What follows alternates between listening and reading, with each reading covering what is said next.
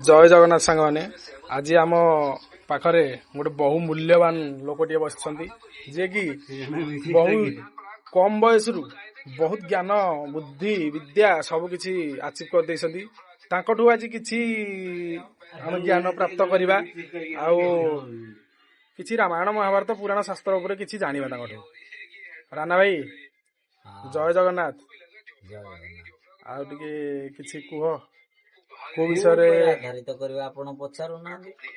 ଆମର ଟିକେ ଯୋଉ ସୀତା ସ୍ୱୟଂବର ହେଇଥିଲା, ସୀତା ସ୍ୱୟଂବରଟା କୋଉଥିପାଇଁ ହେଇଥିଲା ଆଉ ତା କାରଣ କଣ, ତା ବିଷୟବସ୍ତୁ ବିଷୟରେ କିଛି ଯଦି ଜାଣିଛନ୍ତି ଟିକେ ଆମକୁ କୁହନ୍ତୁ। ଶୁଣନ୍ତୁ, ପ୍ରଥମତଃ ହେଲା ରାମାୟଣର ସୀତା ସ୍ୱୟଂବର, ଯୋଉଟା କି ହଉଛି ମିଥିଳା ରାଜ୍ୟର ରାଜକନ୍ୟା।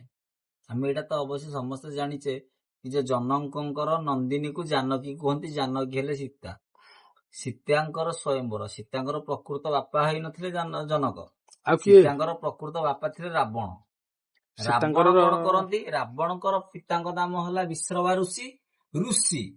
କିନ୍ତୁ ଆମେ ଜାଣିଛେ ରାବଣ ହଉଛି ରାକ୍ଷସ କୁଳର, କିନ୍ତୁ ତାଙ୍କ ବାପା ହେଲେ ବିଶ୍ରବା ଋଷି, ମାତା ହେଲେ ନିକଷା ଦେବୀ। ସେ ହୁଏତ ବ୍ରାହ୍ମଣ ବଂଶର ହେଲେ ମଧ୍ୟ ପ୍ରକୃତି ହଉଛି ରାବଣର କଣ ନା ରାକ୍ଷସ। ତ ସେଇ ରାକ୍ଷସ କୂଳରୁ ସେ ଯେତେବେଳେ ଜନ୍ମ ହେଲା, ତ ରାକ୍ଷସର ମନ୍ଦ ବୁଦ୍ଧି, ସିଏ କଣ କରେ ନା ଋଷି ମାନଙ୍କୁ ଯାଇକି ଅତ୍ୟାଚାର କରେ। ଋଷିମାନେ ଜପ ତପ କରନ୍ତି, ତ ମୁନି ଋଷି ମାନଙ୍କର ଅଭିଶାପ ଥିଲା କି ଯେ ତାଙ୍କଠୁ ସେ ଯୋଉ ରକ୍ତ ନିଏ, ସେ ରକ୍ତକୁ ସେ କଣ କରେ ନା ମାଟି ହାଣ୍ଡିରେ କିନି ରଖେ। କାଠୁ ରକ୍ତ ନିଅନ୍ତି? ସେ ମୁନି ଋଷି ମାନଙ୍କଠୁ ରକ୍ତ ନିଏ, ରାବଣ ନିଅନ୍ତି। ସେ ରଖେ। ତ ଥରେ ମନ୍ଦୋଦରୀ, ଯିଏକି ରାବଣଙ୍କର ଧର୍ମପତ୍ନୀ, ତାଙ୍କୁ ଗୋଟେ ଶୋଷ ଲାଗିଲା କିମ୍ବା ମାନେ ତାକୁ ଭକ୍ଷଣ କରିବାକୁ ଇଚ୍ଛା ହେଲା ଲାଗି ସିଏ ଦେଖିଲେ କଣ ନା ରାବଣ ମନା କରିଥିଲା, ପ୍ରଥମତଃ ମନା କରିଥିଲା କି ଯେ ଏଇ ଜିନିଷ ଗୁଡାକ କିଏ ଦେଖିବନି କି ହାତ ମାରିବନି। ସିଏ ସେ ଜିନିଷଟା ପିଇ ଦେଇଥିଲେ।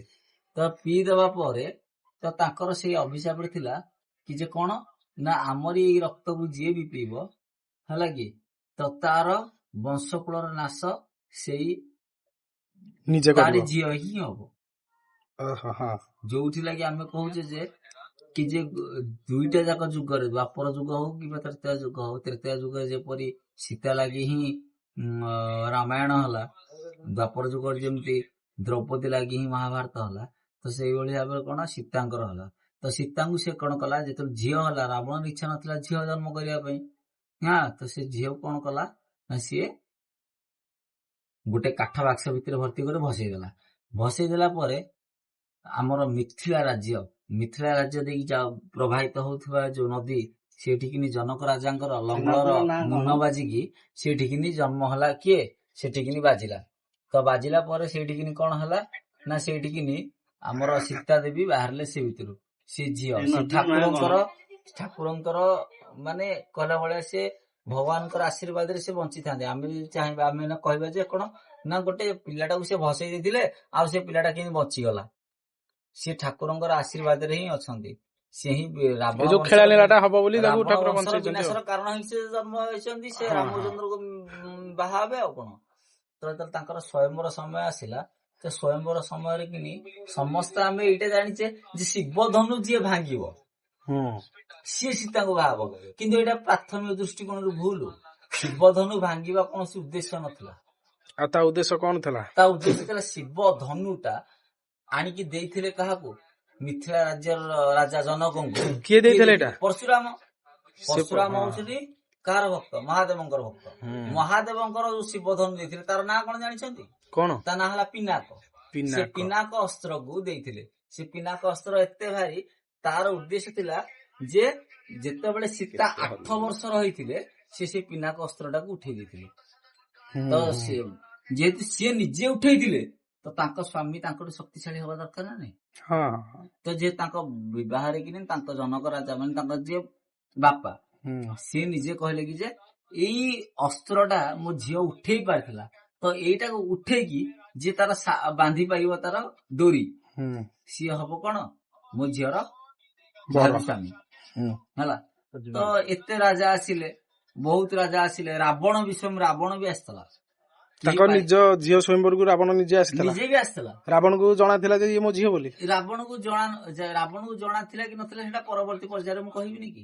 ଆଚ୍ଛା ଆଚ୍ଛା ବର୍ତ୍ତମାନ ଯେ ପର୍ଯ୍ୟନ୍ତ ସମସ୍ତେ ଆସିଥିଲେ, ଏଇଟା ବା ଭଗବାନଙ୍କର ମାୟା ବି। କୁହନ୍ତୁ। ତ ସେଇ ସମୟରେ ନାଉରିଆକୁ ଠାବ କରିକି ଭଗବାନ ରାମଚନ୍ଦ୍ର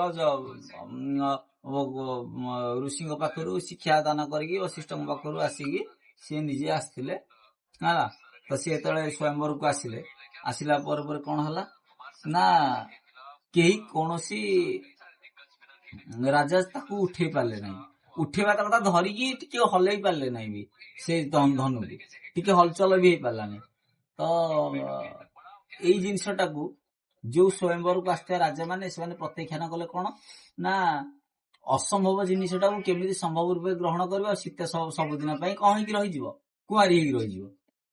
ତ ଏଇ ଜିନିଷଟାକୁ ଏମିତି କହିବା ଲାଗି ସେଇଠାରେ ଉପସ୍ଥିତ ଥିବା ରାମଚନ୍ଦ୍ରଙ୍କ ଭ୍ରାତା ଲକ୍ଷ୍ମଣ ସେ ନିଜେ ସେଠି ପାଟି ଖୋଲିବା ପାଇଁ ବାଧ୍ୟ ହେଲେ। କଣ ନା ଏପର୍ଯ୍ୟନ୍ତ ମୋର ବଡ ଭ୍ରାତା ଅଛନ୍ତି ଯିଏକି ନିଜେ ହେଲେ ବି କିଛି ଇଏ କରିନାହାନ୍ତି, ନିଜେ ହେଲେ ବି ମାନେ କଣ ନିଜେ ହେଲେ ବି ମାନେ ଇଏ କରିନାହାନ୍ତି,